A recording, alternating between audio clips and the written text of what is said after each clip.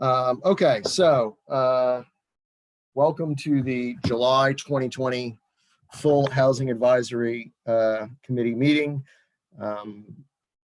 The chair notes that there are 1, 2, 3, 4, 5, 6, 7, 8, 9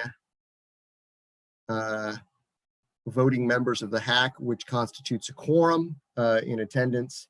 If there are no objections, I'd like to call this meeting to order and declare a quorum. No objections being heard, seen, or otherwise signaled. We are up and running. So welcome all. Let's see. I think most of us can see who we are and where we are. I'd like to welcome Nathan Day, who will be assisting Chris Meyer with the presentation here in a few minutes. Hi, Nathan. And we did get this morning summary minutes of the last meeting. So if we could take a peek at that and see what, so let me take a quick review of those as they are. They are also found in the shared folder, which the link to which I sent around yesterday. I move to approve the minutes. Right. Second. Any discussion? All in favor? Aye. All right. Anybody opposed? Don't see anybody saying no. Okay. This meeting is a bit of a hybrid. We are this is the regular HAC meeting, principally because it's the third Wednesday of the month. As you know, the HAC strategy subcommittee meeting is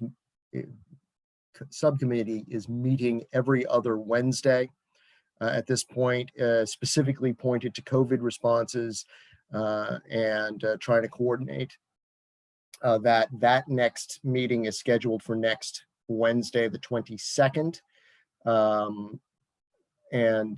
We will sort of spend the entirety of that meeting on the COVID response specifically. This meeting is going to pull up, we're going to circle back to a couple of things. One is a discussion of short-term rentals and an analysis of that and its impact. That was something that came up at the end of the year, end of last year, beginning of next, as to the impact and influence there. And Chris Meyer has been whacking away at that with some community assistance.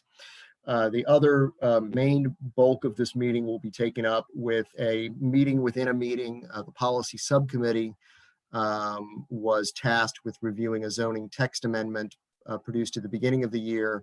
We did meet in March to that purpose, as most of you know, and we were sort of sidelined by COVID. Some of that sort of took place a little bit with back and forth between the committee chair and staff, but we're now sort of circling back for our second dive at it. So that's where we are.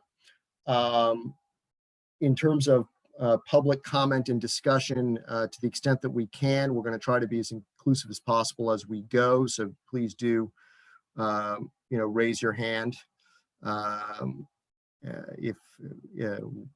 as we go through, and we will try to incorporate as much sort of interactive public comment as we can. And that's where we are. So I think I'm going to reverse 2 and 3 on our agenda here, in part because Sunshine is not here. So this is going to be a brief interim update from, I guess, last week on John Sales's part. If John, you're prepared to give a 30,000-foot review of that. I can give you a review of what the city's program is doing in the, because that went live on Monday, but right. Beyond that, I cannot. That's still sort of a work in progress for next week. So, so if you could give us the 50-cent tour, I guess, of where the city programs are at this point, other than they're live. Okay.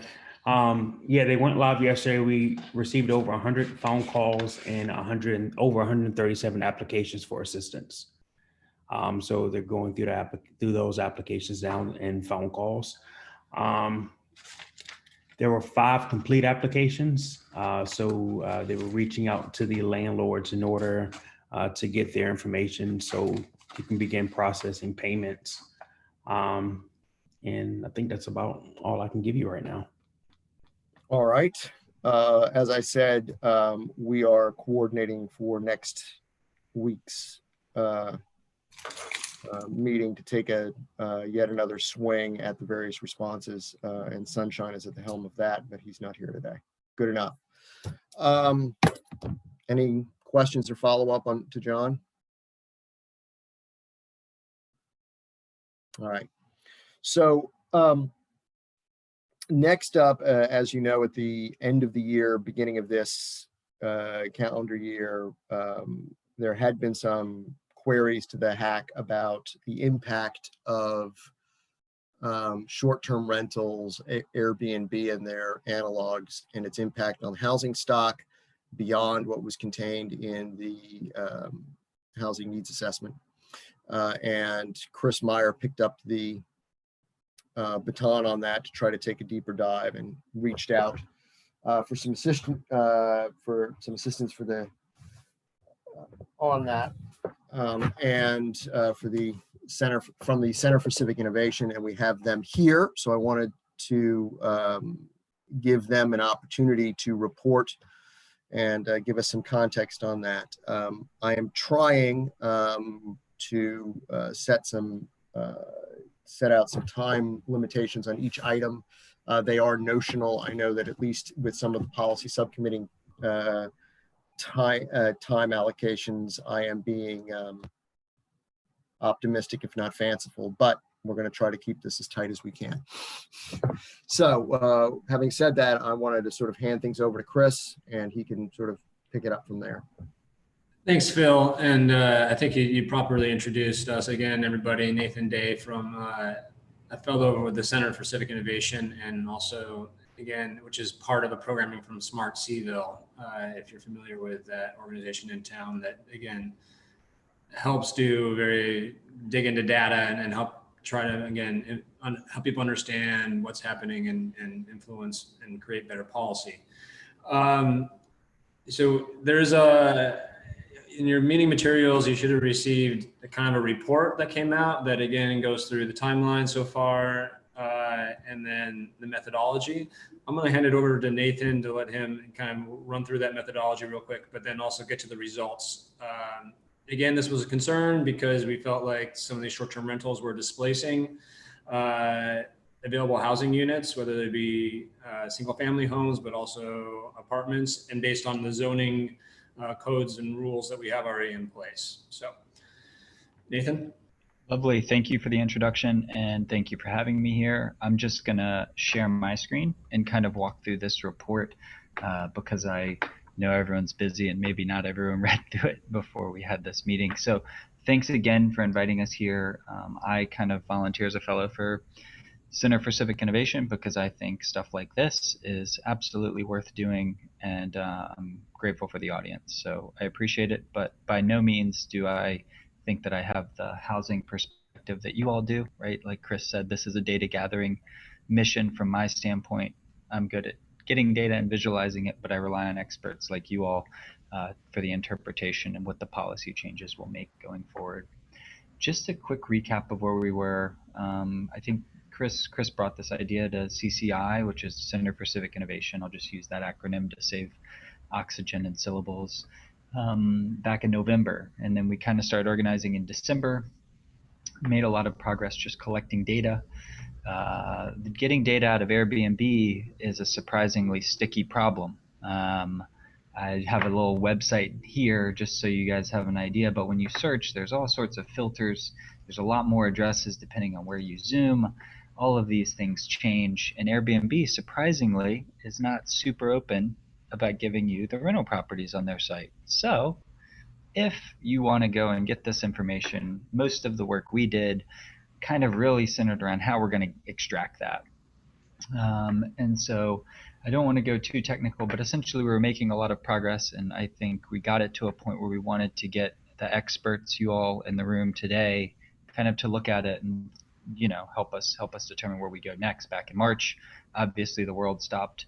And so that's why we're here today. But I really appreciate coming back to it, because for a while I was, But so essentially, Airbnb's coy, right? They don't want to tell you what you're doing. Chris shared a great article yesterday where the New York City actually sued them into, or brought a lawsuit to the point where they were willing to open their data, which might be an inflection point for this. So people have been kind of going about it with the scrapey utilitarian way of going and just getting it off of the website. And so that's what we did.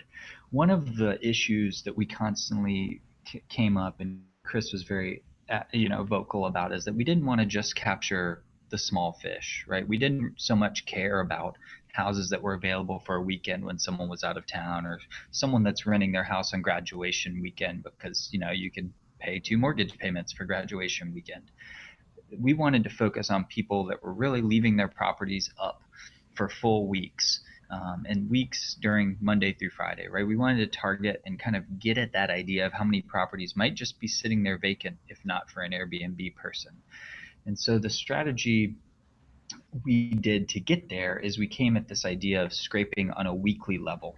So it had to be a Monday through Friday. We did all of this scraping back in January, and we wanted a reasonably far event horizon for us. So we picked going out to September or October, November, and December. So almost a year out. So in case anyone was, I'm going to make this a little smaller, so anyone was already booked, right, they wouldn't show up because Airbnb is only showing you who's available. And we were also interested in looking at Airbnb and VRBO. So this bar chart right here that I'm showing on the screen is the total listings broken down by the zoning map. And one caveat of this research is Airbnb does a little bit of geolocation masking, but it's a randomization strategy. So we believe that these numbers are representative of kind of where things shake out in the city in terms of places that are allowed to be by right and the restricted areas that would require a permit. And you can see Airbnb has a lot more listings on it than VRBO. Some of these are double listed. VRBO also comes with a lot of the longer term options, but VRBO, has been around for a long time, right? Airbnb is this new player that's getting everyone kind of excited about doing this with their properties or buying one as an investment property. We just list out all of the zoning IDs so that everyone can see that too. But that's just a high level. And really, like I was saying, we wanted to go and figure out how people were using these by week, right? How many of those were available full time for someone to come in? How many of those weren't available for someone to live in that needs a place to live in Charlottesville? And so these are the weeks, roughly a year out into the future. And we see, sure enough, there are more properties available in November and December than October. I don't know. We don't want to read too much into that. Maybe we're just going up when people were buying it. Maybe it's football season. Who knows? What the plot on the right here, the unique weekly listings, we wanted to capture out of those 3 weeks, how many of those properties were available for just 1 week or 2 weeks or 3 weeks. And again, the colors are the same as above, so that the restricted ones are in the darker color and the buy rights are in the lighter color. So we're not so much interested in the grays, but together they kind of do show the volume of the problem. And so it turns out of all those that are available for one of these weeks, most of them, 2, are available for 2 of those weeks. And then almost like a quarter of them are available for all 3 weeks farther out. So these do indicate, based on those numbers, that people are using these houses, offering them up full time for Airbnb rentals. And that's kind of, we're coming through a messy data situation and trying to figure out to tether us to something. Out of those, we really wanted to focus on larger, maybe 2-bedroom situations, because lots of Airbnb does offer rooms, right? But we wanted to target places that could actually house families. And so using the criteria of listings with 2 or more bedrooms, you see similar trends, right? Even if the numbers are a little bit lower, you still see a predominance of those that are available for multiple weeks. And that was kind of the part, just the raw counts, I think, were very startling. I remember when I first showed it to Chris just at informal meeting, the permit numbers are much lower than what we were scraping off of Airbnb in general. So it seems that there's opportunity there.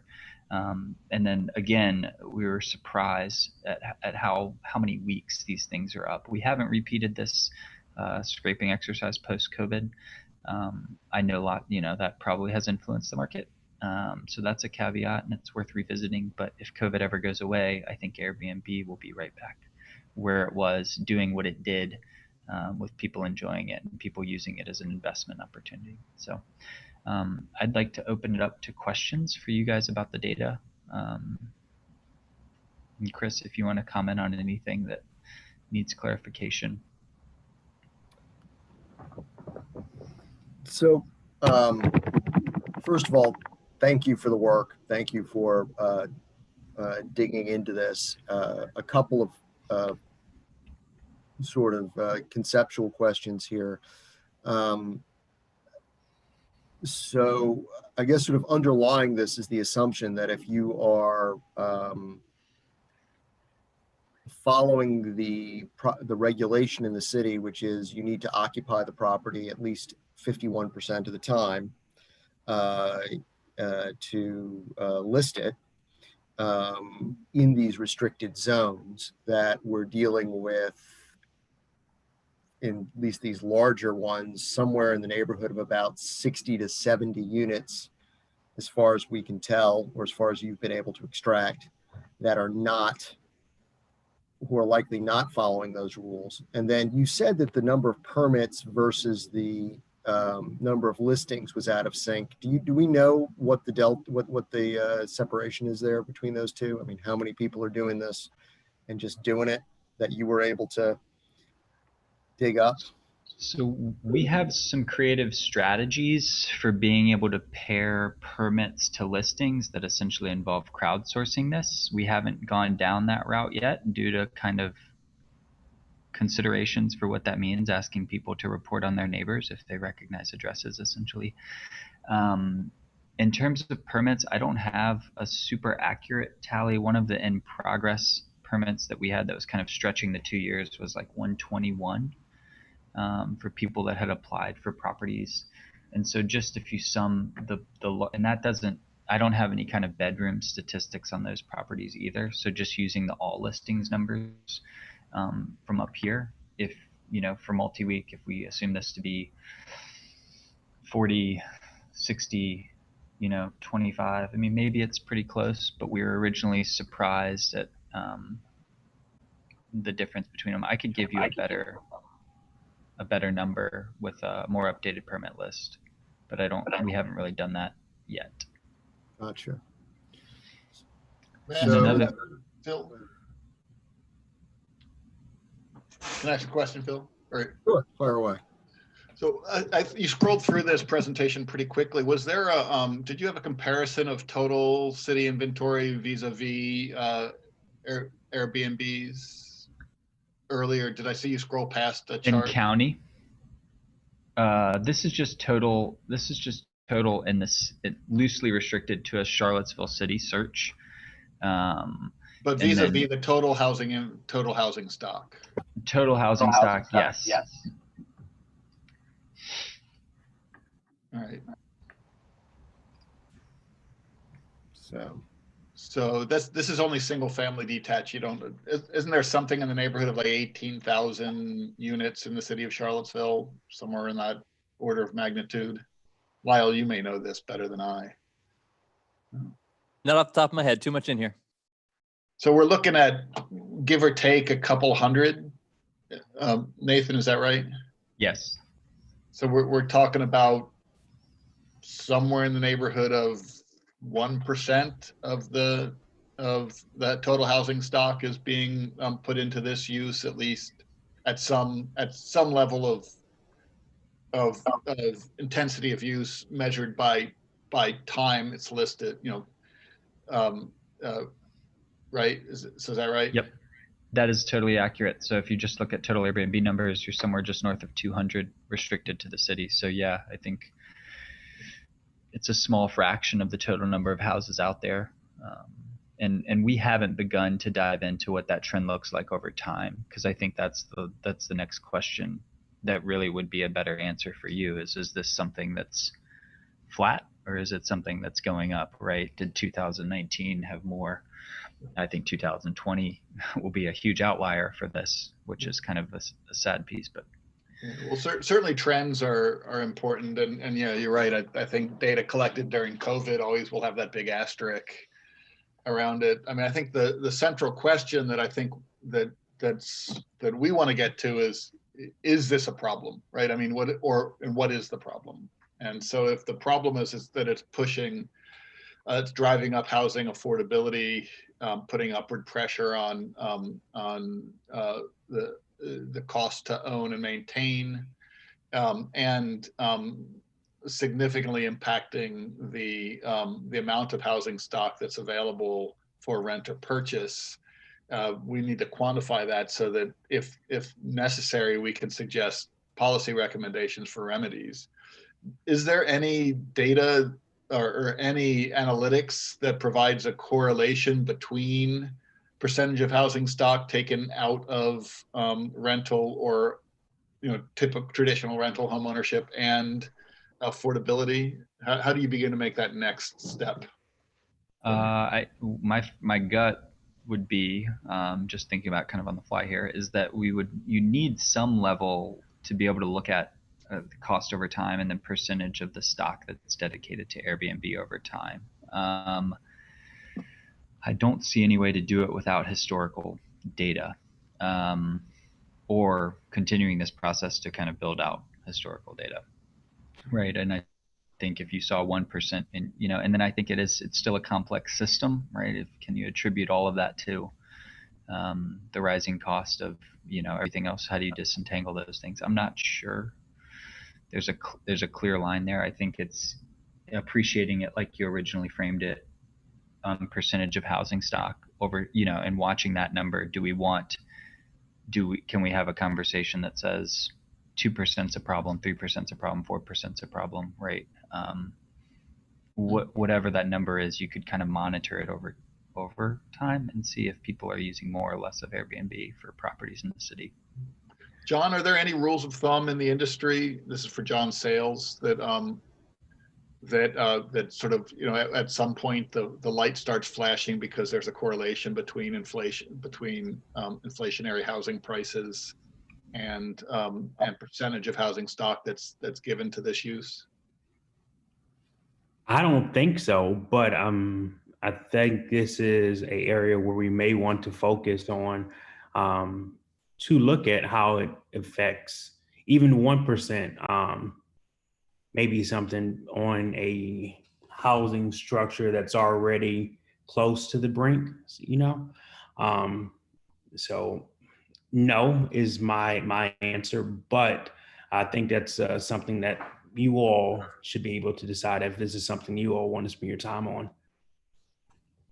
Yeah, just to piggyback on what John said, there are ways that we can look at those correlations, if you will, and say whether we expect them by randomness or we believe that there's kind of a strength of relationship there. So there is some stuff we can do with the kind of the statistics bit, but we probably will need more data.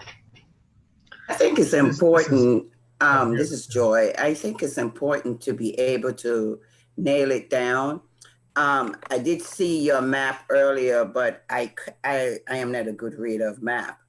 So I'm just wondering how many of those Airbnb is actually in the low income neighborhoods or around the low income neighborhoods, because we know that a lot of houses are being bought up in our neighborhoods, and it would be real interesting to see if how many is in the low income communities or even near it.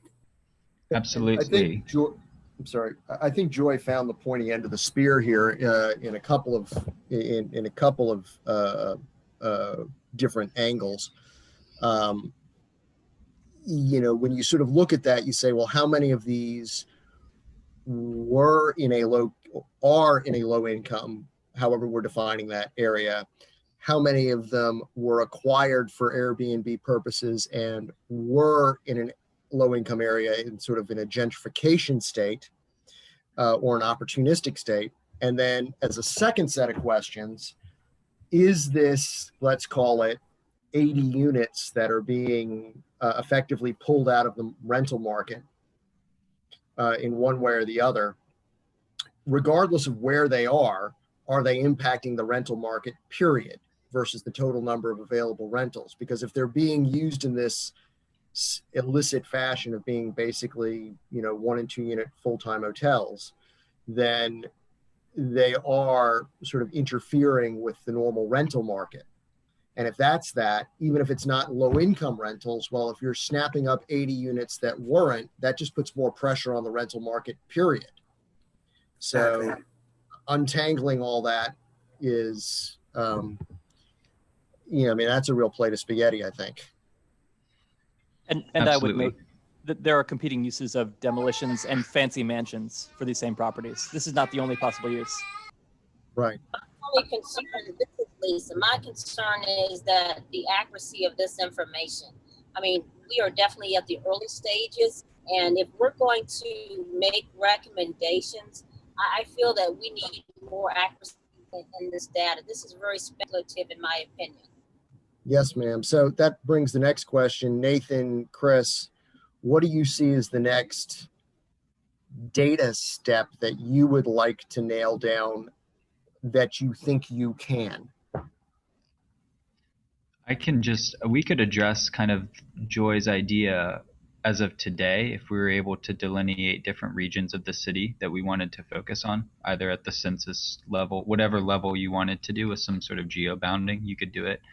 I think Lisa's comment is exactly how I feel as well. I was hoping that what would come out of this is a galvanization of people that would maybe, as the city, could push back on Airbnb itself to get the data directly from them. I mean, this is a crude approximation and a crude setup to get this data. And it's kind of one of those situations where we weren't sure how many were out there even doing this. So we recognize those things and want to make sure that, if we can get the same stuff New York just got, I think that would be a huge win for us, and it would let us know that we have a really good handle on how big this thing is. And again, Fifield neighborhood, we have seen it change over the years. We hear on the ground that there are Airbnbs there. We don't have any way to prove that. Kenton Page is the same thing. So this is why I brought that up. And I even know that little cottages that were starter homes in our neighborhoods is not given the same opportunity to low income, or people living in that neighborhood, I should say, to be able to become, to use starter houses, maybe entering the home ownership road. But we are also hearing that people live in them for 5 years. And then a prime example, Dan can tell you, is all the houses that Satyendra Huja brought up, and which one, Lyles, you live in one, and I'm glad that you are in one. But every 5 years, those things turn over either. And so it will be just good to know. So that was just my little rant on why it's important to me. Even I know in the Venable neighborhood, Jeremy, I can't think of his last name, he made a conscious effort that when those properties become available, that he redo them and make sure they're rented back to people who live in the neighborhood. So it would be, for me, as one of the votes here, I would love to see some data that is actually showing how these houses, how it's, how if any of them are Airbnb, how many of them? Mm-hmm. So, So Joy, I would jump in and say a couple of things. One is that I agree with Joy. And so this is kind of going to John Sale's question. Is this something that we would recommend the city sort of digging into a little bit more? And I think that partially is Nathan's question, is do we want to sort of push to get more data? And more data is always good. If this data is sort of within the realm of accurate, right, the quantitative data, I don't see this necessarily 1% of the housing stock, if that, as an affordability issue, but I do see that the geography is critical because I think it's a gentrification issue. And so I'm much more interested in thinking about this within the context of where it's happening, because then there are then policy levers that the city can throw, such as different zoning designation or different use allowances in different neighborhoods and zoning districts. So for example, if we see that this is a particular problem in Fifeville, 10th and Page, historically African-American communities, that's one thing.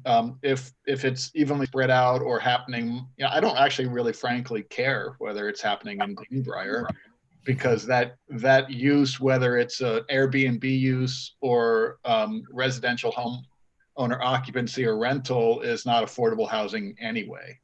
And it's not really, I mean, although we are the Housing Advisory Council and we look at housing broadly, I think our special charge is really preservation, creation of affordable housing. Nathan, I will be also interested in the Belmont area. Absolutely. Right? Yeah. The Belmont area. I mean, all of where low-income renters, no matter what ethnicity they were, I would love to see how many Airbnb is popping up in those communities. So I don't want to. Joy, I think You muted yourself there, Joy. I said, I don't want anybody to think that I'm just focusing on one part of town. I want to see it where all of the pockets of low-income neighborhoods were. Yeah, totally. We have that data today, and I'm more than happy to make a report that highlights those areas so that we can kind of get a handle on the geography of it. And this is like exactly the feedback that we wanted from you all, We do believe these numbers are a floor for what is out there. We don't think, we've done a bunch of deduplication things too. So I would treat this as a lower limit of what's out there. And we were pretty restrictive in kind of the criteria of the week-long rentals and things like that. I wonder if there's more people doing it. But I think those are all wonderful points. And I have those notes about Fifeville, 10th and Page, Venable, and Belmont as specific regions. And we can look at kind of just the city broken down in the census groups. Right. So Rose Hill Drive neighborhood too. So yeah, I'll just say, look. Let me say real quickly that we are sort of at our time on this at this point. So I'd like to sort of open this up. If there's anyone who'd like to step in and has a comment in our attendance, raise your hand. If you're not on the panel, or if you're on the panel, speak up now. And then, yes, sir. Just a quick question. Is one of the potential outcomes, I think Joy and Dan, I think you nailed it about if this is a gentrification issue, is one of the potential outcomes that we are able to hopefully, instead of or I guess change the use, is that kind of one of the potential outcomes that we're hopeful for looking into this, is that this could turn into a long-term rental as opposed to just a short-term situation? And that may be a very basic question, but I'm trying to wrap my head around what is the end goal, or what is a potential end goal of this? Our potential end goal is to really show, why it is that, to help show why it is that there are not any affordable rental units or possible rental units or home ownership for everybody, not just rich people, but for everybody. It could be one of the things, well, you know what I'm saying. So Anthony, to follow up on Joy, I mean, if this does turn out to be a demonstrable challenge or problem to affordability or some of the subsets of affordability, affordable home ownership, gentrification, et cetera, there are certain policy levers that we can recommend to council.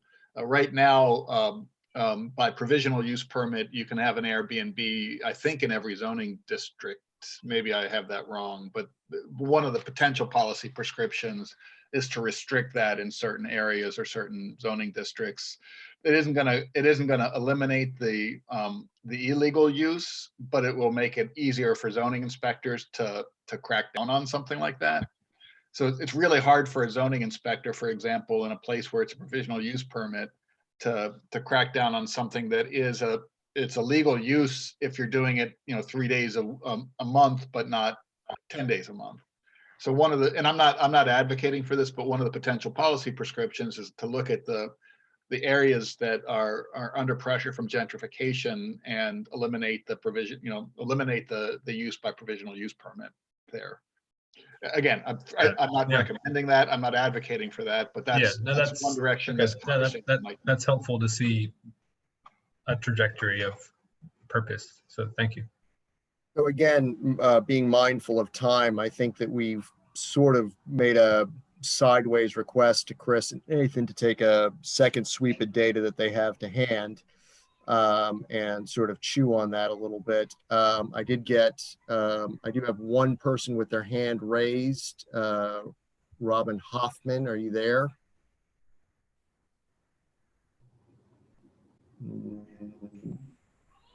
It is Hoffman.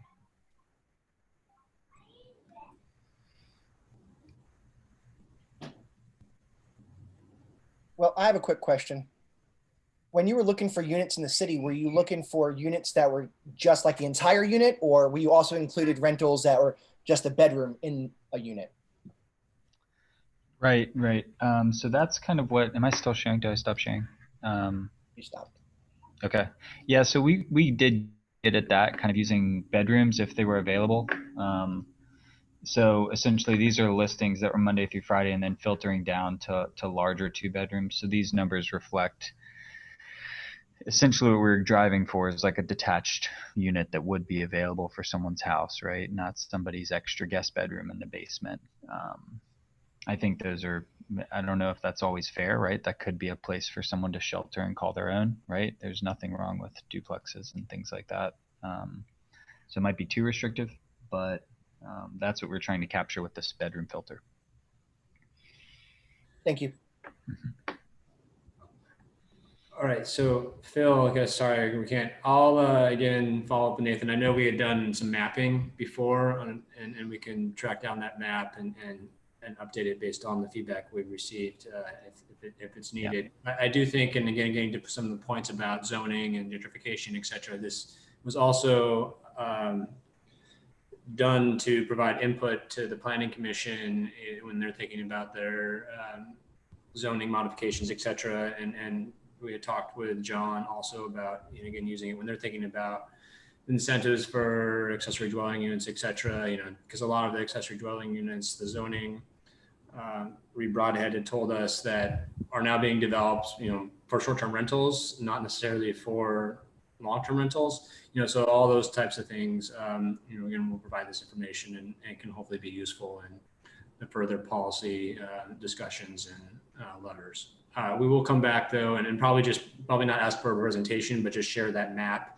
Absolutely. I guess if that's okay, Chair, and over email, and people can, I guess, decide or let you know, Chair, if they want to have a further conversation, dig into it, if that's okay. You're muted. A minute, Mr. Chair. There are some questions in the box. Are you all addressing those? I don't know. I kind of did. I will say Okay. I got kicked out. So Brian, if you're there, if you could kindly re-host me since I got booted out here. Because I am now limited in my functionality for that. So. Mr. Chair, can I ask one question? Sure. Yeah, Nathan, do you guys have a list of the Airbnb operators that doesn't have business license or approval to operate from your servers? You're asking if we have a list of the people who are violating like the permit law, Exactly, right? exactly. So that's kind of where we have a list of the people that are doing it right, asking for permits. We have a rough approximation and pictures of all of the houses that are out there. And so to get at that, we have a plan that we haven't implemented to publish, a map, interactive map out there for the community so that people can identify addresses. And then with the known a hard address, right? Because this data that Airbnb gives us isn't down to the individual address, it's approximate. We could then track back with homeowner records in the city and identify, who at least rents for multiple weeks. And I think, I forget who brought it up, but there is this, 3 nights is okay, 10 days is not okay. There's some weird nuance to the law about how much it restricts, but we've thought about doing that, but I don't have a full answer for you there. We really do need to sort of take this to the next step here and move on with the agenda. Any other final comments from anyone on this? Or Chris and Nathan, thank you for your efforts. And I think to the extent you've been given a charge, which we appreciate you undertaking, please let us know as to progress. Yeah, absolutely. We'll get back with a map, and I can't say thank you enough for listening and all the useful feedback. So, yes, sir, Lyle. I believe Robin Hoffman is available for public comment now. Oh, is she? Okay. I tried, Robin. Let me see if I can find you. Let's see. There we go. All right, Ms. Hoffman, if you're there, I have unmuted you for both of your presences here, I believe. Ms. Hoffman? Yes. Can you hear me? Yes. Okay, so I've been on, wait a minute. I got my computer on and my phone to make this work. Okay, sorry. The problem is that we have a virus, and I'm on the ground talking to people at the gas stations, at the stores, with me wearing a mask or whatever. What I'm saying is that there are a lot of people coming here from out of town that feel free to not wear masks because of freedom of speech, where their towns, Texas and Georgia, the governors are not officiating any fines or anything. What I'm suggesting is the Airbnb, Habitat, and all the other services might collectively, with for the next year, which we're going to be under siege for these visitors and for these people here in Charlottesville who believe that this is all a hoax. And this is a reality. It's not something that is not pertinent to housing. It is very pertinent to housing. Some people were suggesting on another meeting that I was on that we use housing for employment for people who can't go to school, that people should open up their house to 5. This is a virus. We can't open up anything, and certainly people are on unemployment that's keeping everybody chilled right now. $600 a week. They've never made that much money. They don't realize the ramifications. And so right now you're not hearing that, like in terms of people being evicted and that sort of thing. But the new reality means we have to change what we normally do right now. I think that's concerning me, and I'm thinking of ideas for you, for housing, for whatever. But certainly the first thing is people cannot just, do Airbnb, and they can't be in each other's homes. And so there has to be a new normalcy right now for a year. And what do you think? Well, first, thank you. We are addressing the COVID matters specifically in the strategy meetings, which are every other Wednesday, the next one next Wednesday. And, your point being well taken that COVID is impacting everything and how we're approaching all of these problems right now. But thank you. Any other questions, comments, or shall we move on? Okay, Thank you very much, gentlemen. Appreciate your help. Thank you. Next up is sort of the meeting within the meeting, policy subcommittee. By way of revisiting the background, in February, a zoning text amendment proposed by staff at a work session approached an accessory dwelling unit revision, as well as establishing an affordable housing program. And we were tasked with reviewing those proposals, which we started to do in March. March 13th, I believe, Friday, we had a policy subcommittee meeting where we started into a dive in this. We were arrested by COVID.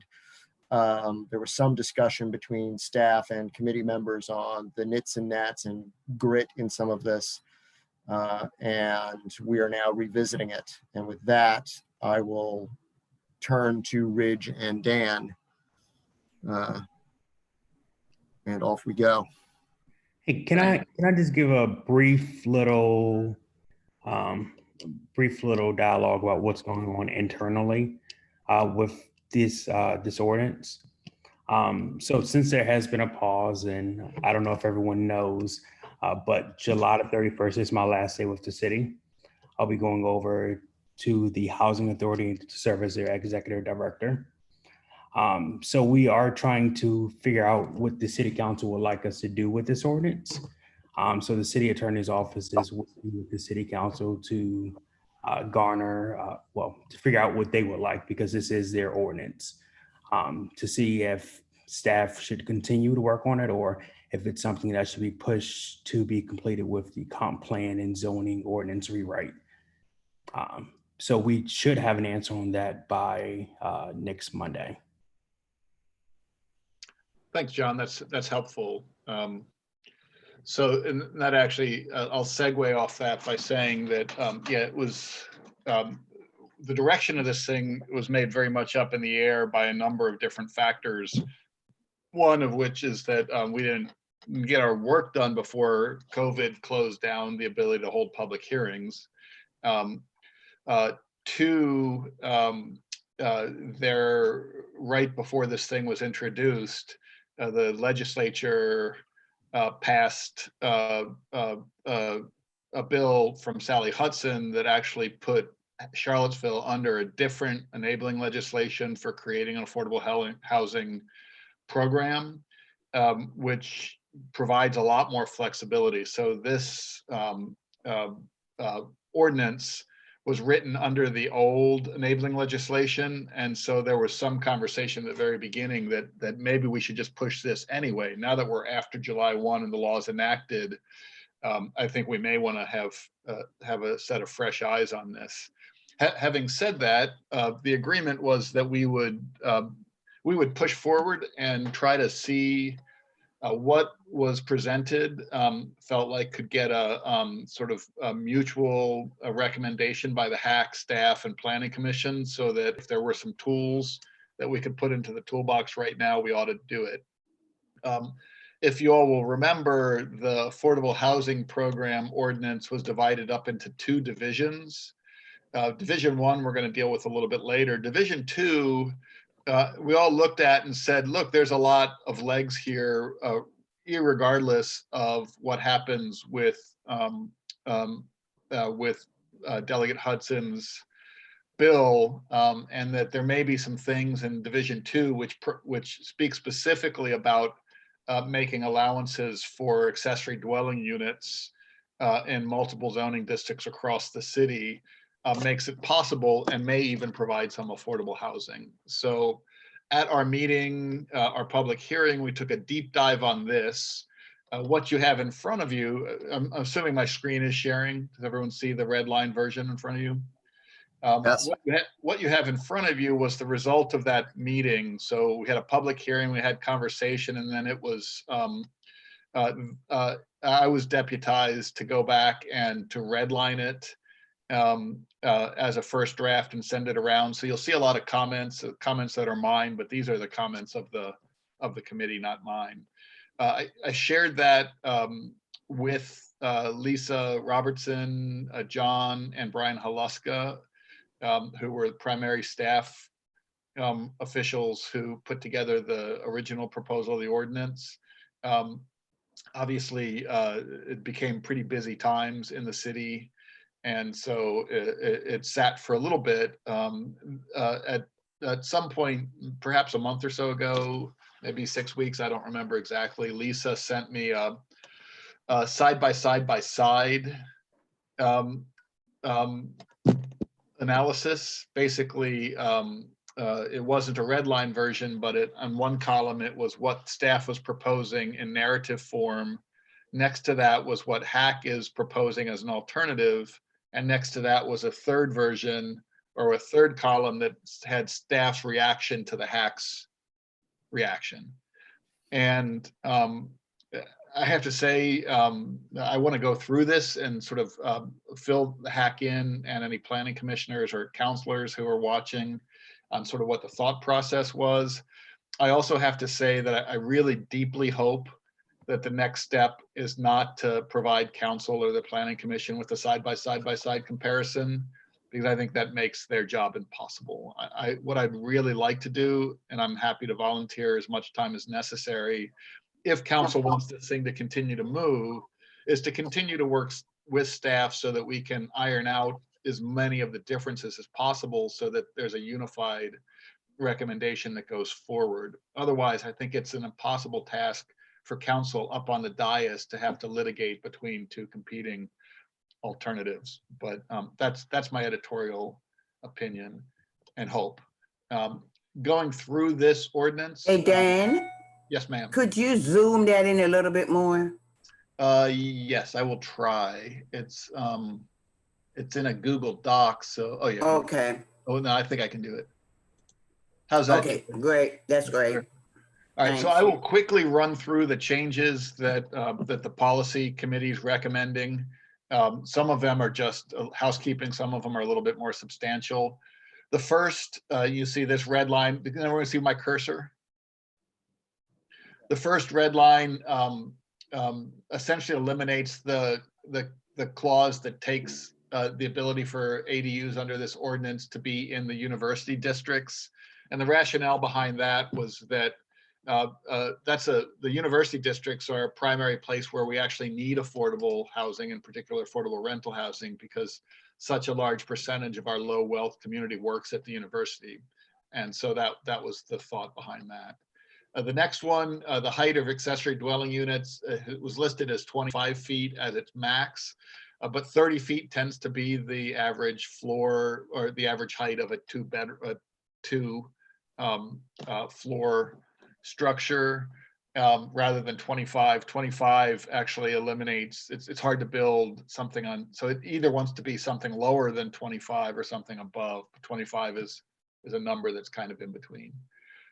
Number 5, originally the proposal was these things are considered affordable based on a price, based on the cost to rent, rather than the AMI of the resident. And we know that that there are a lot of factors that go in to determining whether the recipient or the resident, the end user is low income or not. And so we preferred the AMI method rather than the excuse me, than the price method. The price method doesn't mean that somebody at an upper income can't rent something at a lower price. Now there are ways to put deed restrictions in there, but we thought the AMI method was a better one. Excuse me. Moving down, this is one, is a small change. Item number 4, the original ordinance had only a loan, had the city subsidy, excuse me, exclusively as a loan, but there may be opportunities. We didn't know why it had to be a loan. It could also be a grant in order to provide deeper levels of affordability. Moving down, again, this just eliminates the exclusion of the university districts. Number 6 was about demolition. we didn't really understand the logic of that. And this, it also has to do with timing. So basically, it says you can't completely demolish, and anyway, it's sort of self-explanatory. Number 7 is one that probably needs some more work. I think this, and I'd love to get some input from the hack. Essentially, the way the ordinance was written is it incentivized, it allowed the creation of up to 4 accessory dwelling units for any particular property, and generally speaking, we were favorable. We were strongly favorably inclined toward that. But what it meant was that there was no more incentive for 4 than there was for 1. So you could build one unit, and that 1 unit had to be affordable. You could also build 4, and then you'd only have to make 1 of those affordable. And if this is really truly about affordability, we wanted to find a way to further incentivize affordability. So what we came to, and again, I'm not sure we got it right, was some sort of ratio, and it's listed in the, let's see, somewhere it's in the box there, in one of the boxes, I'm not sure. Let's see. Yeah, the idea that at 51%, if you make the standard 51% of the units have to be affordable, it comes out to, you build 1, you have to provide 1 as affordable. You build 2, 2 have to be affordable, 2 have to be affordable, 4, 3 have to be affordable. Again, I don't know if that's the right number. That may be actually a deal killer and disincentivize the market, so that may not be the right ratio, but we actually didn't feel like the 4 to 1 was the right ratio either. We really wanted to get Roadside Harwell to look at this and make a recommendation around that. None of us felt like we felt like we were grasping a little bit at straws without data. And then the other change is smaller side and rear yard setbacks, because there doesn't seem any reason to have those setbacks more restrictive than the setbacks of the original structure. So that's sort of where we got, and that's sort of where we are. And I'm very, very happy to shut up now and open it up for conversation or reactions. And I just wanted to thank you for pulling all that together. That was a lot of work to take all the different comments and put them into some kind of useful format. So thank you for doing that. Of course.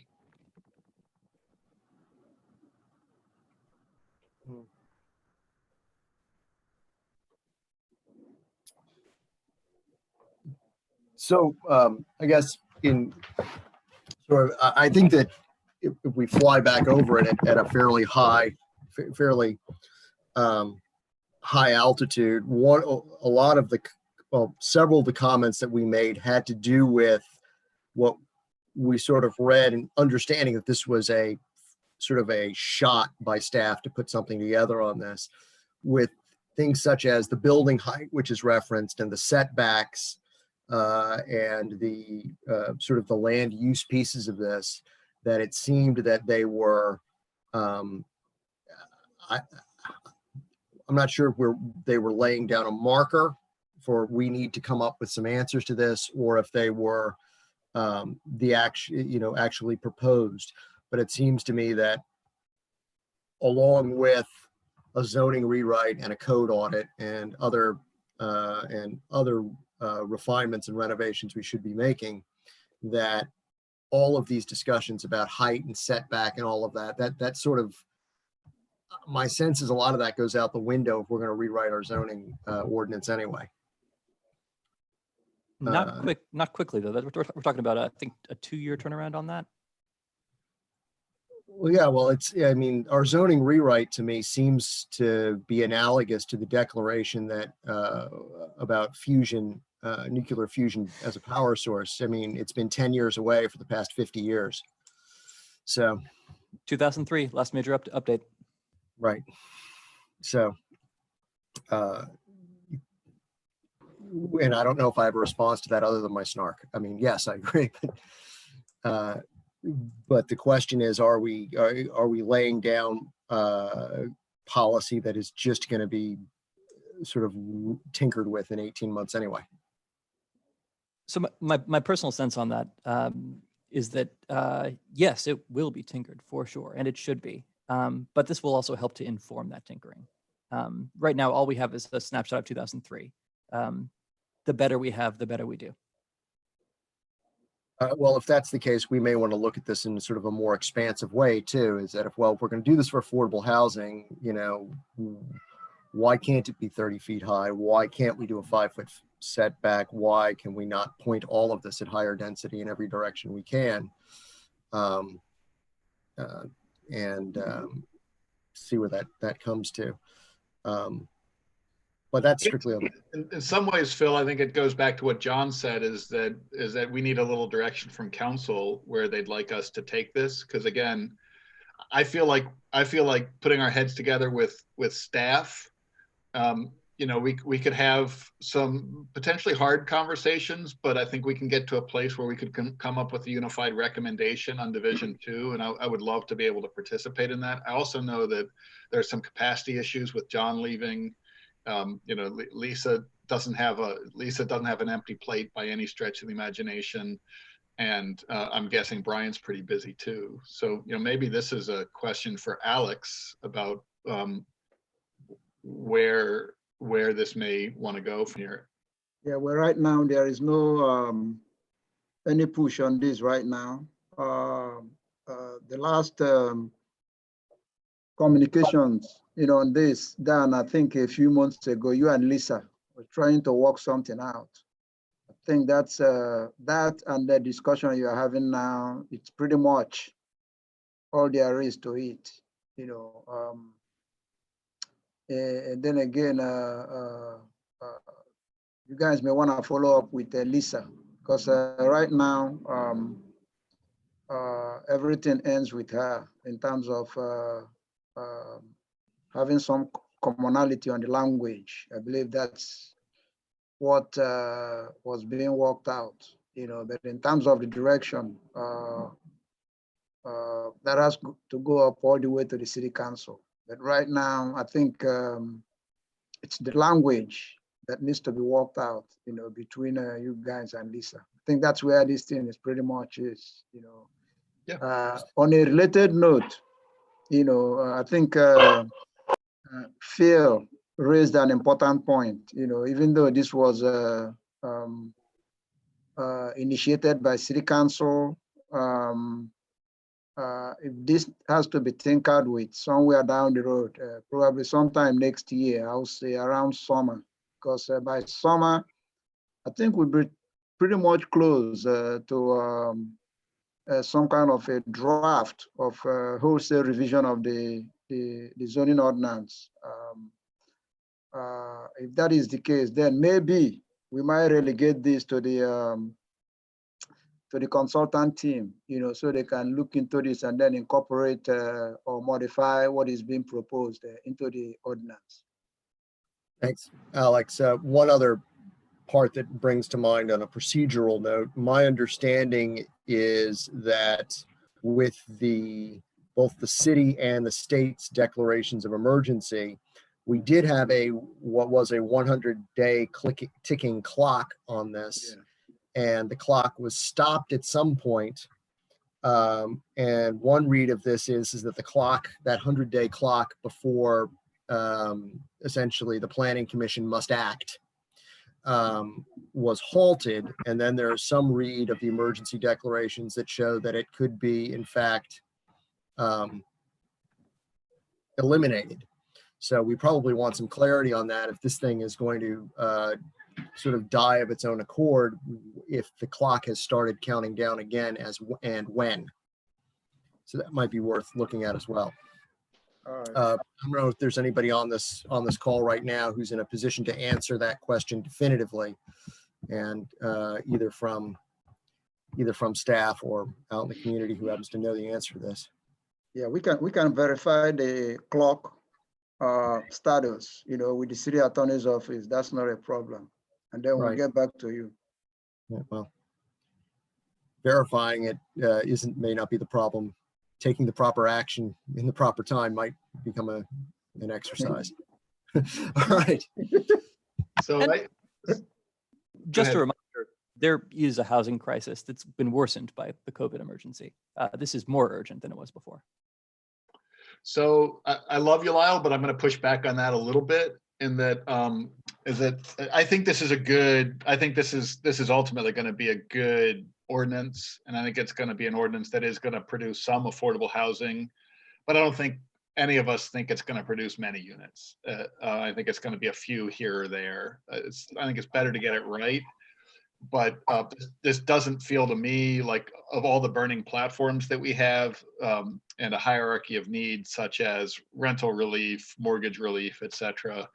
It wouldn't kill me if this thing pushed a little bit, because I don't think it's going to appreciably impact our ability of community to provide affordable housing. It'll be a nice tool in a bigger toolbox. Other thoughts on this as it sits? Colleagues, Chris, sorry, and apologies for my dog interruption. But I do think I'd like to see this moved on sooner rather than later. I think to me, it looks like it's ready and it's good, and I would rather see us have even only a minor improvement on things. That's a minor improvement on things, and who knows again how long, what other processes we might wait for in the future will take to actually happen. So my 2 cents. So to circle back, John, you said that city attorney's office was sort of querying council on how hot this was and where to rank it in priorities, and we're supposed to have a sense of that by early next week. Is that right? Yeah, so far, out of the 5 counselors, 2 have responded to table it, and the other 3 have not responded yet. But he will, John Blair said he will get that answer on Monday during the city council meeting, well, before the city council meeting. John and Alex, just let us know what we can do to help. We're happy to participate or to let it ride, whatever the direction of council is. Okay. Will do. And then quickly, Phil, I know we have, do you want to go on to the quick look at the other division, or did you want to open this up to public comments about this particular division? What's your pleasure? I'd also like to share my concerns. I'm sorry, Lyle, I didn't hear you. I have a long list of edits and concerns from the public and from myself. Okay. Okay. Stay on this All right. division. Okay. So you want to take the first swing there? Yeah. From the top, this is all from the public. Middle A1, in sort of principles, there's a discussion of single-family residential development. They suggested historically, Charlottesville is not exclusively single-family. We have a sort of a history of mixed housing. My suggestion for the language was historic patterns of residential development. I'm open to better language than that. Can you tell me this is, I'm sorry, this is section 34-blank A1, was that? That is, yes, exactly right. Try to drive. And that's also, and that's duplicated in the next one, also A1. Okay, just if you can, I'll try to drive this to keep up with you so the members of the public can follow along. Great. So that's duplicated in both. There was concern expressed about dimensional restrictions, why they're related to the number of homes provided, concerns about small homes. Belmont is full of small homes, large lots. Should they not have ADUs? Should they be allowed to have ADUs? Maybe there's like a minimum that should be like a minimum that should be provided instead of, tiny house with tinier house behind. AMI restrictions. Is there a grace period when people make more income? Are they kicked out the next day? Should they have like a year, something like that? And that's not clear to me. Endorsement of owner occupancy and parking changes, which that's my sense also. Moving to my questions. ADU 7 sentence 2. What's it doing for us? Why is it there? I'm sorry, can you point me with more specificity to what you're talking about? I can try. So I think it's B7 sentence 2. 7. I think you're about All of the buildings. all the Is that- buildings. and structures. It Mhm. may be my ignorance. If there's value there, I want to know. Okay, look at that. Number 8, does this block legal home occupations like childcare and working from home? It's a hot topic right now. For 9I and 9II, I'd suggest instead of matching, I'd suggest similar to. We have some historic buildings and materials that are very difficult and expensive to identically reproduce, but we could get something pretty close at much lower cost. For the 51%, my personal sense, and again, this is all sort of gut, is 50%. That still gives us a fair number of units and a little bit more sort of, economic capacity to pay for those units. But I fully concur. We need real data on this. We're just going from, our hearts here. So Lyle, I'm going to jump in there so that it doesn't get lost. The one reason to make it 51% is that makes this eligible for CDBG funding. Oh. And again, that may not be worth even considering, but like if CDBG funding can be employed to create infrastructure to support these, one of the requirements of CDBG funding is that the infrastructure has to, that 51% or more of the beneficiaries must be LMI, low to moderate income. Again, that may not make any difference at all, but that was one of the thought process, one of the thoughts. That helps. Thank you. Rear and side setbacks, why are they there? What is the health and safety purpose of them? Good. That's all I have. Thank you. All right. Any further comments from participants, the public, etc.? Raise your hand or fire off whatever flare gun works on your machine. So I see nothing. All right. Anything further on this, or shall we move on to take a swing at the next one? Well, I would just suggest this, that Lyle, I tried to capture all those notes, but I think probably if council says, yeah, continue to work on this, we can send this out in as a Google Drive and have people comment directly on it to make sure we capture people's comments, if that would help. Right. Next. Okay, now.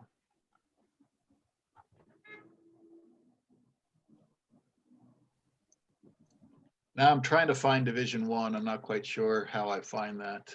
Phil, can you pull up Division 1? I will make an attempt. I'll stop sharing. Yeah, let me see if I can figure that out. Let's see.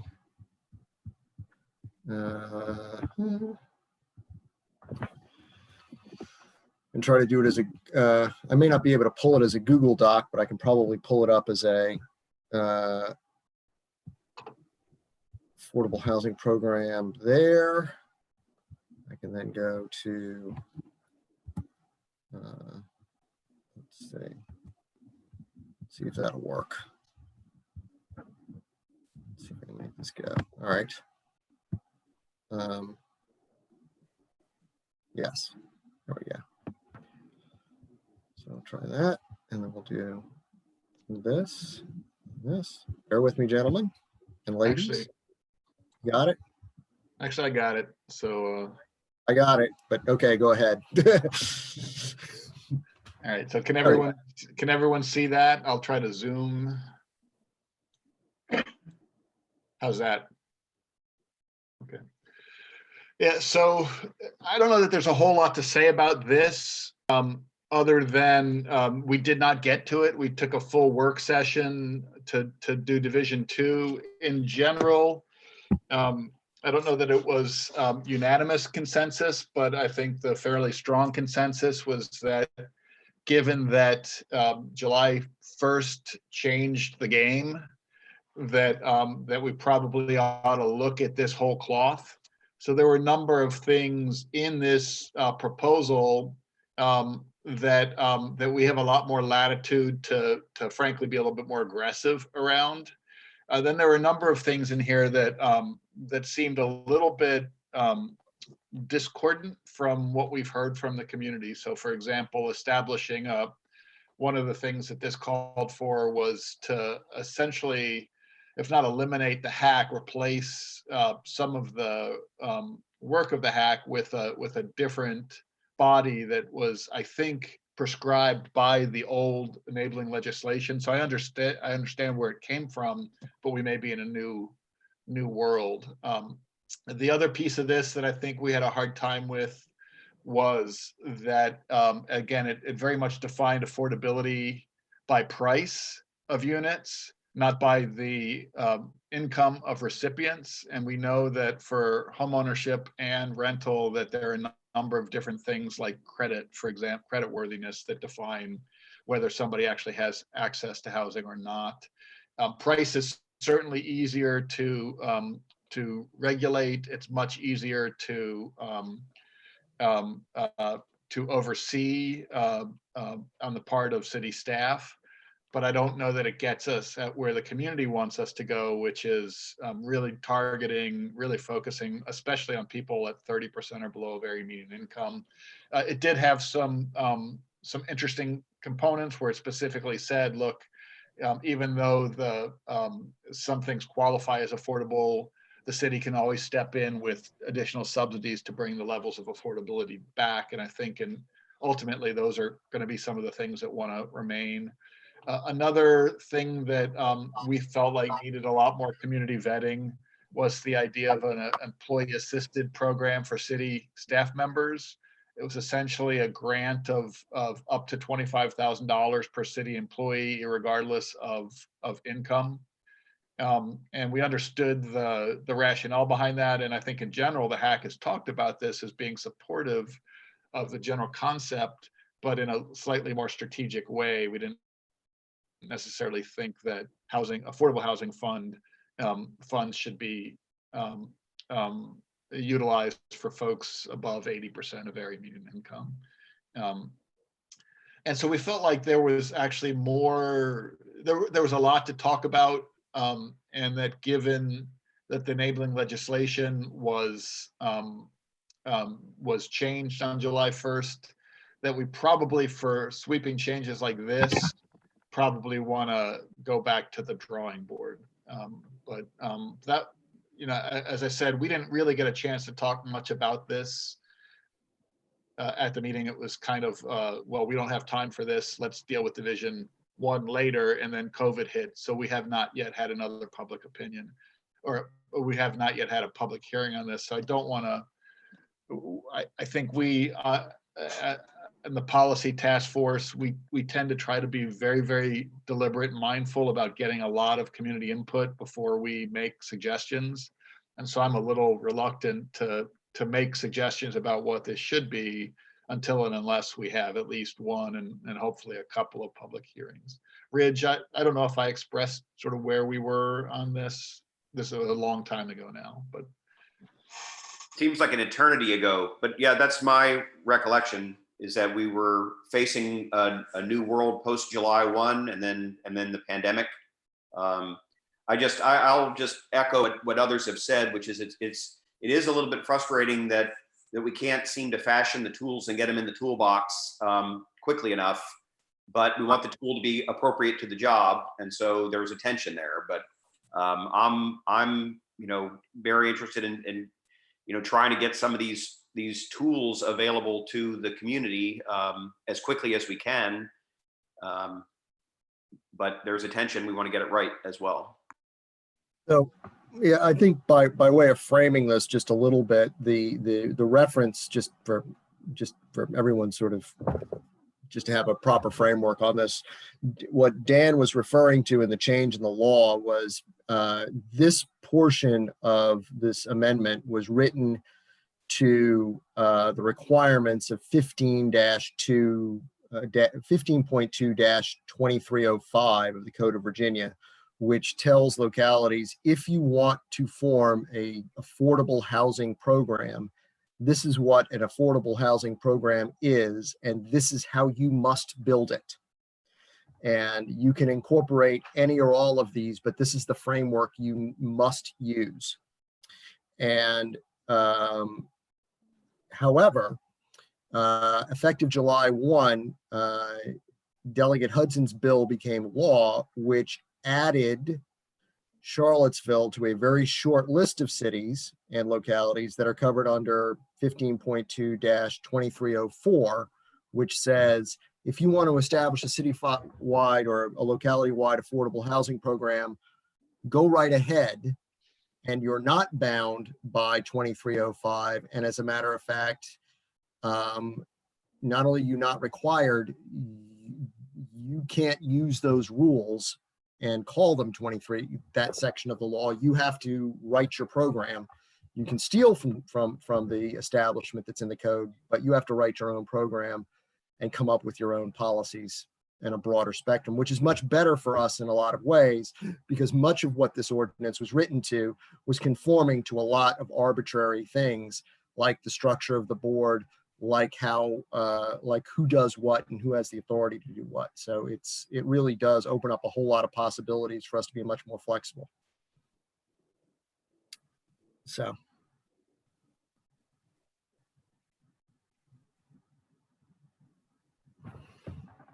Any further thoughts on this?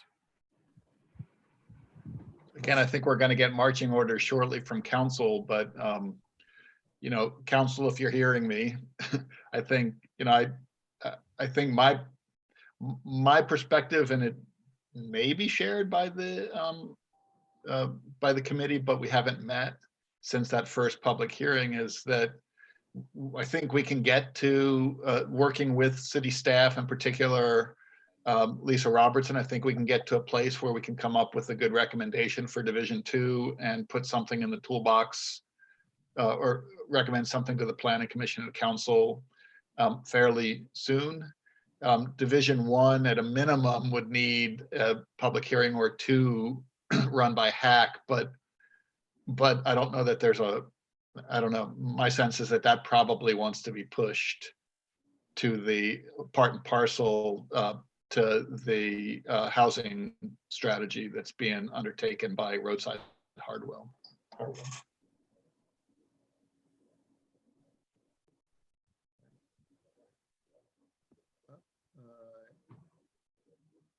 Let's see, any further, I'll open it up for public comment. I do have one hand raised, Ms. Hoffman again. Are you there? Yes, I am. Can you hear me? Yeah. Okay, so I've been talking about housing and everything for years, and I saw a publication in the New York Times from JMU, Architectural School, where they redid all the strip malls into multi-use housing. I'm thinking like a quick fix, since I'm seeing all these ordinances that you guys are working so hard on and everything else.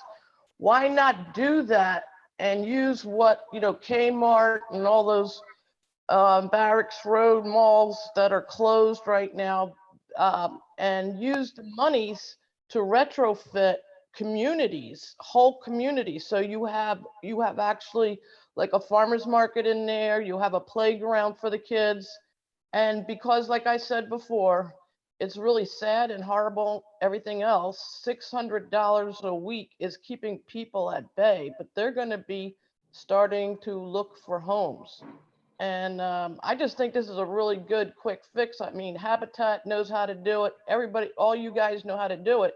And then you have these ordinances that talk about 51% retrofitting allowed. And I mean, you could do this quickly. And it's also, I think, normalizing what the function, and that's why JMU did it, of strip malls like anymore.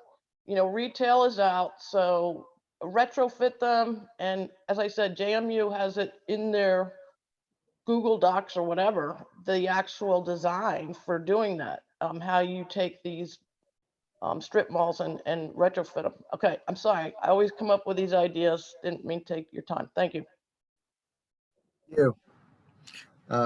Any other comment on this section of the ZTA?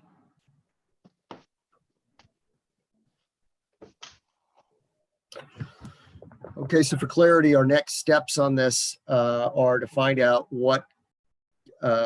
how much pressure City Council is putting on the gas pedal for both of these, and then respond accordingly.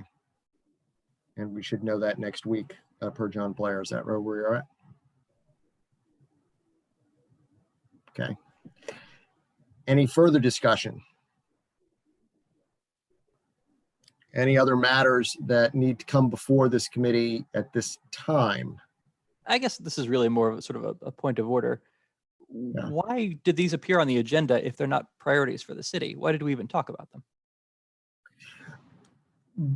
Primarily because we said we needed to take a second swing at them, that we were concerned that there was a 100-day clock that was going to start ticking down, and we wanted to make sure that if the planning commission was going to be obligated to take them up and do something, we were going to have a set of recommendations to provide.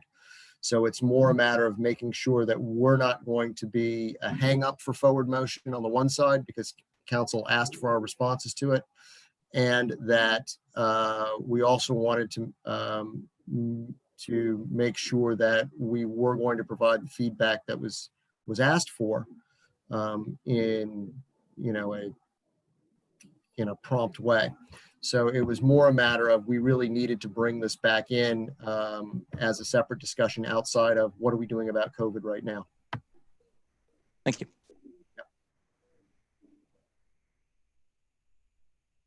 And Phil, can you just give us a very quick update, if you know, what the status is of the roadside and Hartwell development of a housing strategy? You know where that is in process? I do not know where that is in process. Lisa, you sit on that task force, do you not? Are you still with us? I think I can provide that. Alex, there you go. Yeah, they are putting together, they have reached a point where they are putting together like the goals, the objectives, the strategies, and they're currently having a update to the planning commission, which they can do to hack. They can call him just like we are talking, they call in and provide you an update. And they will start this Friday, coming Friday, providing an update to the city council. They have a 2-2-1 schedule with the city council, so they can provide updates to them. The essence of that is since they've reached this point where they start formulating the goals, the objectives and strategies, they want to talk to individual groups, the planning commission, the city council, and HAC and what have you, the advisory panel, as they put those goals, strategies, and objectives together. So that's what they are doing right now. And in your next meeting, I will suggest maybe they can call in and provide an update, and then I get a feedback from you guys as part of the process. So that's where they are right now with the housing component of the plan update. Thank you, Alex. I appreciate it. If I can just add also, they had recently set out a housing tools survey to, I think it was the steering committee, and those were due the last couple of days. So they'll be compiling all the results from the input on the housing tools they're proposing at this point. There is a lot of outreach going on right now as part of that process. They have also this month they are sending out inserts as part of the water bill, and other bills from the city to the residents, encouraging them to go to the website and then civilplans.com, and then provide complete a survey and provide their feedback. So I think it will be a good idea to have them call in, as part of at one of your meetings and provide an update, and then you guys can provide some kind of feedback or have questions and stuff like that back to them as part of the process. I think that's a great idea, and I think we should pencil that for August if you can convey that, and I'll shoot something out on that as well. Okay, I'm gonna send them a follow-up today that to plan as part of your August meeting. Once to set the date that they can call in and provide you an update. Great. All right. Anything further? All right, any further public comment at this point? Yes, I see one hand raised. Elaine, are you with us? Yes, hey, you are. this is, hopefully we could do this really quick. Maybe it's a question for Lyle. Elaine, your audio is chopping. There's a mention that it would be a 2-year process before we started to see the zones. Oh, is it? Hold on. Hello. Oh, infinitely better. Can anyone hear me? I can now hear you. Nope. Okay, great. I'm so sorry. That's all right. I wanted to see if anyone knew what the timeline was or the estimated timeline was, an order of operations that the consultants are trying to roll out their plan. Just generally, not necessarily in the details. Yeah, okay. This is Alex, Elaine. Hi. Long time. Good to hear from you again. It's been a while. Anyway, this fall of 2020, you start compiling the goals and objectives, the strategies, and for the housing element, the comprehensive plan itself. And then by December, they're expected to have a draft, of the housing element and the comprehensive plan. And then by January, the discussion, and things like that begins. And of course, they're having several outreach process right now, small groups, and it will be expanded sometime this fall to include perhaps some larger public meetings. And with the draft completed, that's excluding the zoning in December, early part of next year, there will be public review process. And of course, that falls into a planning commission review, which is part of the public process, the city council and what have you. And then subsequently, the zoning rewrite, begins probably sometime next year, either the middle of next year or around summer, or earlier than that, depending on once everything about the comprehensive plan and the housing element are done finally in terms of approval process. And then by the end of 2021, the draft, that's the expectation, the draft of the zoning ordinance should be completed at that point, and then the public review process starts. So that's the schedule we are looking at, and hopefully by this December we have the housing element and the comprehensive plan all full draft completed. Great, thank you so much. You're welcome. All right. Any further comments, questions, Lyle? Planning Commission asked the consultants if that timeline is still accurate as of last night, and they said yes, that's still accurate. Any further business before this committee at this time?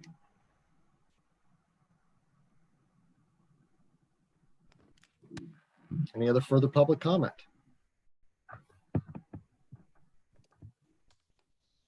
Oh, here we go. Yes, ma'am. Genevieve? Hi, Genevieve Keller. I wanted to return to the Airbnb issue, just to make a suggestion that you might start with asking people who are licensed and legal if they would participate in a survey, because you might get a lot of local information and local knowledge on that, rather than going to the time and expense of trying to sue Airbnb because we're not exactly New York City. For example, I have a license. I'm pretty much of an open book. I know about ADUs and I know about Airbnbs. And I think that part of the peculiarities of how Airbnb is set up implies that things are in apartments that aren't, because there really isn't any category for something like a guest suite. So for example, you could look at my data online and say that I have 4 apartments that are being rented to Airbnb, where I really only have 2 units and none of them are really apartments.